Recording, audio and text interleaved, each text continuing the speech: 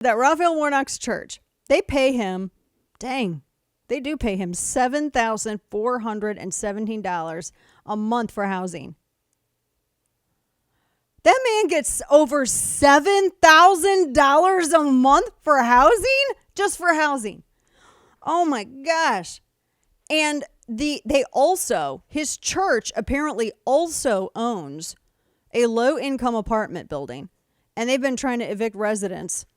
Like, for instance, one person was late, $28 in rent, and they tried to evict them. Man alive.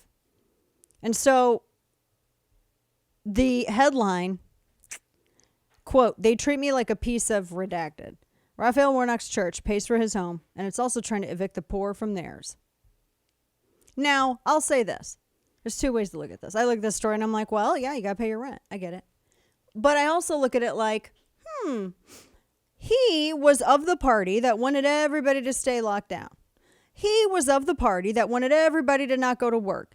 He was of the party that wanted to basically use financial eminent domain and seize the ability of people to go and earn a living. So are you shocked that people who are already struggling and who already are in this lower income apartment building are having difficulty in meeting their rent?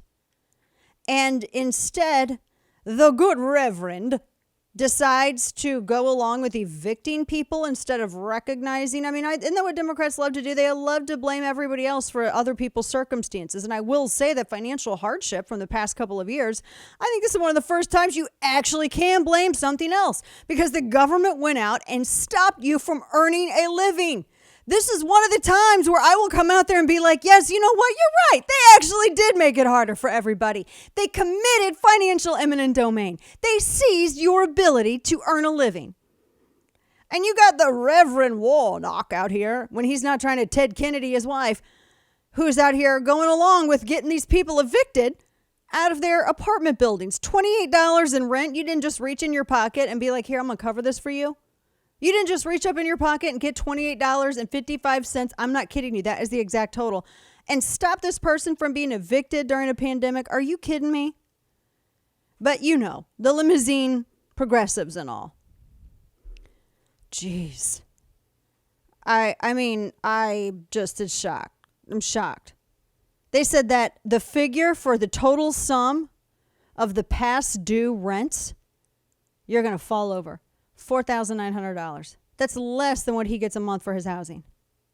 That's just one of Raphael Warnock's housing. That's just 1 month. Because his is like, what is it, over $7,000? So the lawsuits were filed by Ebenezer Baptist Church's business partner, Columbia Residential, the 1% owner with the building. They manage the day-to-day operations. And, you know, because Warnock is an ally to the struggling Georgians working to meet rent in the face of the pandemic. And it's not like his church is as Free Beacon notes. They got the financial statements. It's not like they're hard up for cash. They closed out with cash and cash equivalents that were exceeded $1.2 million. But yet you got Columbia Residential going after people with $28 in past rent. There was a 69-year-old, in fact, Columbia Tower resident Philip White, a 69-year-old African-American who served in Vietnam, got an eviction notice on September 20th because he didn't make a $192 rent payment. Dang. And he paid up previously when he fell behind, but he also cited the pandemic. He also noted how difficult it was to go out and work and how people had to go and live off their savings and run that through because everything was shut down. I mean, that's just unbelievable. And that's happening in Georgia. So that's what Raphael Warnock's got to contend with.